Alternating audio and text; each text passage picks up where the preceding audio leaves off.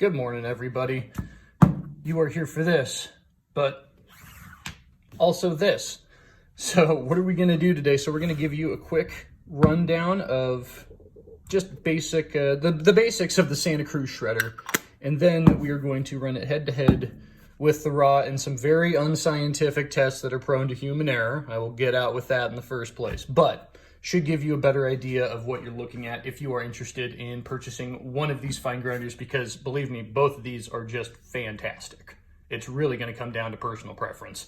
So what we're looking at first with the Santa Cruz shredder. So obviously legendary. The machining on this is just top notch. Everything is smooth. All the edges are chamfered nicely. The threads are great. They're not too coarse, but they're also not too fine to the problem where, you know, you'll be misaligning this just by a fraction of an inch. That's a big complaint of mine, is people just kind of pay lip service to threads. I think that they probably put some thought into this to make it as simple as possible. There's your basics. Now we're going to get into a more in-depth review of both of these together. So the first thing we're going to look at is tooth design. So obviously the Santa Cruz shredder has the proprietary kind of square tooth design that's supposed to be an air quote. And as you can see, it's not just the top profile of the teeth. It is also further down on the post. Sorry, I've been using this, so it's kind of harder to see.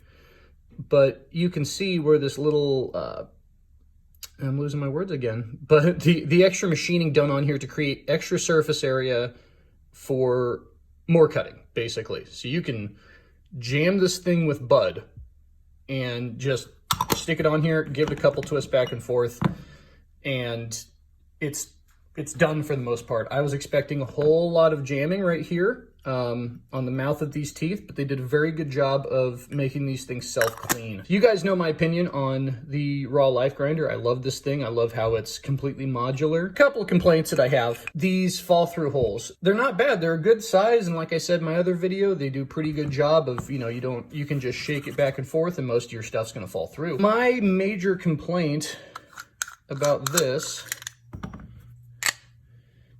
is that, I don't know if you guys can see that very well, but this very edge of this hole here, there's not really a whole lot going on to push stuff back into these holes. And so you wind up with a lot, or I guess a lot relatively, you wind up with stuff stuck down in this corner here. And don't get me wrong, you're gonna get that too because of the way that the lid is designed. But I feel like there was a little bit more thought put into the lid on the Santa Cruz because they have this nice bevel right here. And I never get, I don't say never, but very rarely do I get anything jammed into this corner right here that I can't get out with just, you know, a wood poker. Whereas this guy likes to trap stuff in the corner here and you've got to, you know, drop the bottom out to clean it. Again, both great grinders, both great at what they do, but I think as far as the actual fall through for your flour after you grind it, I'm going to give the win to the Santa Cruz, and the tooth design is also to the Santa Cruz, sorry.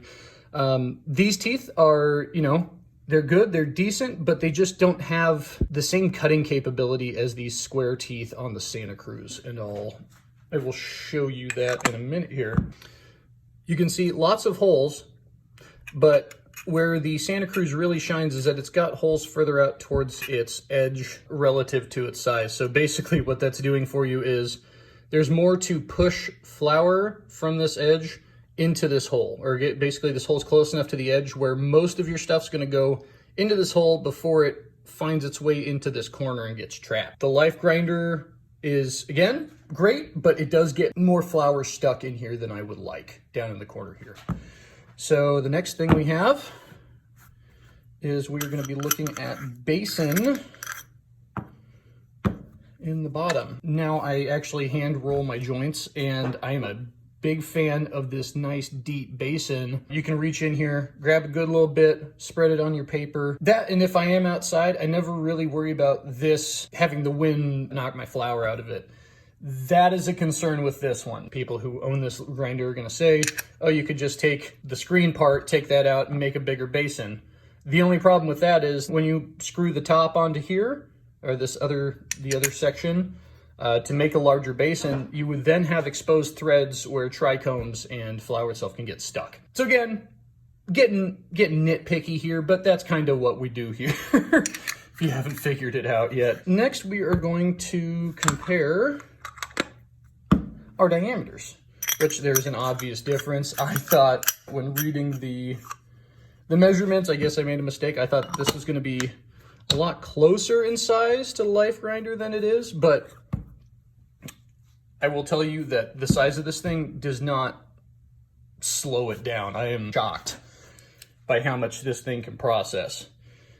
All right, super scientific. Forgive my dirty tools. This is a garage. It's advertised as 2 1/8, and it is 2 3/32 according to this caliper. Again, not the most scientific thing on the planet. It's been beat up, but should give you an approximation. Sorry guys, I am not AVE. All right, and the raw is 2 17/32. So obviously a little bit bigger on this end. When you take the screen out, the raw Life Grinder is actually shorter than the Santa Cruz. And again, keep in mind, this is just the medium. They have a large one that I believe dwarfs even this. And even though I have, you know, big old monster paws, I thought I'd be more annoyed trying to manipulate this thing. I like large grinders because I got big old mitts. The grip on everything, how everything is designed, it's just so ergonomic. And I hate to use that word for some reason, but it just really is. The moment you've all been waiting for. Today we have some purple punch. And we are going to be grinding equal weights of these. Now, this is 1/2 gram each, as measured by my scale, which you guys can't read, so you're gonna have to take my word for it. And so what we're gonna do is we're just gonna come over here, and we are going to stick some bud in both of these and show you how they work. And I just wanna show you, I am cramming this stuff into the Santa Cruz, and hopefully it doesn't make an idiot out of me. But I have been amazed at how well this thing can resist jamming and gumming up. So hopefully I get to show that to you guys. And same thing, we just mash these guys in here. And again, both of these, very easy to get your flour into, lots of space. Surprising amount of space in between the teeth on the Santa Cruz for its size. It's actually very similar to the Life Grinder, and it works fantastic. We have 1/2 gram in each of these lids, as you can tell. It's a lot different relative to the size of the grinder. So first we're gonna do the Life Grinder. So come up here and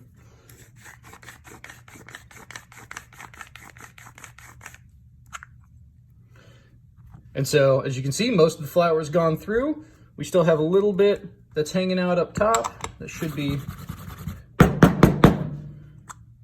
no, nope, we're still here. Okay.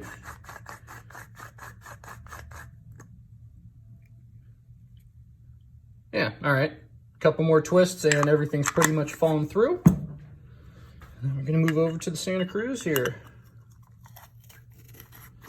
And the Santa Cruz is like, I'm 2 twists in, and look, I mean, just look at, would you just look at it? It grinds so smoothly. And I was expecting more resistance because it doesn't have, you effectively have less of a lever here than you do here.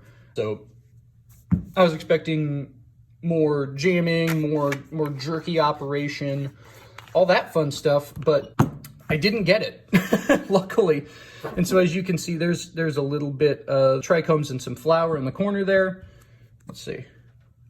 And as you can see, there's a little tiny bit, sorry, let's see if we can get that to focus. There's a little dusting along the edge, and then there's some flour stuck right here and some trichomes. But see what I was talking about with the Life Grinders, see just how much of the trichomes are stuck in here. And again, nitpicking, but when you get to this level, I feel you kind of have to nitpick to really find the differences, because both of these are well thought out, well manufactured. They're just pretty great. the only way I can describe it. So now we have these both ground down. Here's another big thing I want to show you guys. So if you like bigger, coarser grinds, Raw Life Grinder is going to be for you. If you're like me, and I'm sorry, Raw, but I own everything else from you guys. I mean, hell, I got a freaking glass rolling tray. I don't even know why. I really like the consistency. It's nice for picking up. You can grab a good little pinch of it and then just spread it out nice and evenly across your papers before you roll up. But some people are into the coarser grind, and some folks like the coarser grind. This is still very nice and fluffy. There's nothing wrong with either one of these. So what we are going to do, we are going to weigh these again. All right, so now we're gonna weigh the Santa Cruz. We have 0.3 grams made it through from 0.5 being ground initially, and some of this is gonna be, you know, trichome sticking to the walls, flour sticking inside of here, stuff sticking to the teeth. But again, for the most part, it looks pretty damn good. And I was expecting a lot more jams with these teeth when I started using them. As you can see, neither of these grinders are brand new clean because I want to give you guys the real world breakdown of how they work when they're dirty, not when they're perfectly out of the box. And then we're gonna weigh Raw.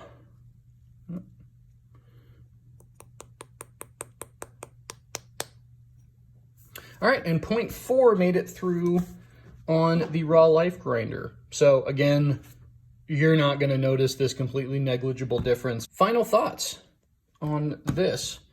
Again, both of these fantastic pieces of equipment, well thought out, well made, continue to have iterations going to refine them.